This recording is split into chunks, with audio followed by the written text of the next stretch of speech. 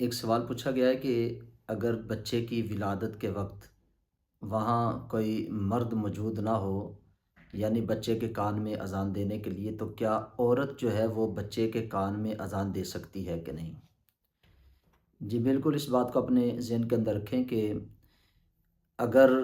وہاں مرد موجود نہیں، عورت ہی وہاں موجود ہے، تو وہ بچے کے کان میں اذان دے سکتی ہے، کیونکہ یہ اذان جو ہے یہ اس اذان جیسی اذان نہیں جو ہم نماز کے لیے دیتے ہیں، کیونکہ نماز کے لیے جو اذان دی جاتی ہے وہ ایک اعلام ہے۔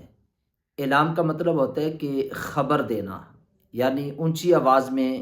جو مؤذن ہے وہ اذان دیتا ہے کہ لوگوں تک یہ خبر پہنچ جائے کہ نماز کا وقت ہو گیا ہے۔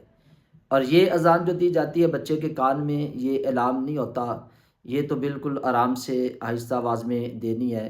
کیونکہ جو اعلام ہے یعنی اذان کے لیے، نماز کے لیے جو اذان دی جاتی ہے وہ عورت کے لیے مکروہ ہے، کیونکہ عورت کی آواز بھی عورت ہوتی ہے، اسے چھپانا چاہیے۔ لہٰذا جو اذان مسجد میں دی جاتی ہے نماز کے لیے وہ عورت نہیں دے سکتی، ہاں بچے کے کان میں اذان عورت دے سکتی ہے، کیونکہ اس میں اعلام نہیں ہوتا، آرام سے اذان دینی ہے۔ اب یہ بھی سوال پوچھا جاتا ہے کہ اذان دینی کیسے ہے؟ بچے کو اپنے ہاتھ میں اٹھا لیں، اٹھا کے اس کے دائیں کان کے اندر اذان دیں اور بائیں کان کے اندر اقامت کہیں، اور جو طریقہ بتایا جاتا ہے وہ یہی ہے کہ 3 دفعہ جو ہے وہ دائیں کان کے اندر اذان دی جائے اور 2 دفعہ اقامت کہی جائے۔ لیکن اتنا ٹائم کسی کے پاس نہیں ہوتا،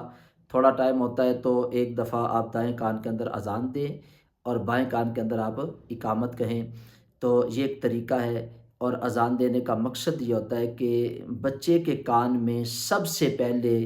یہ برکت والے کلمات جو ہیں وہ کہے جائیں، اور اس کی جو برکت ہے اس کے کانوں کے ذریعے سے اس کے سارے جسم کے اندر جو ہے وہ پہنچ جائے، تو اس لیے اذان دی جاتی ہے۔ ہاں اگر کوئی شخص موجود نہیں تو عورت بھی بچے کے کان کے اندر اذان دے سکتی ہے۔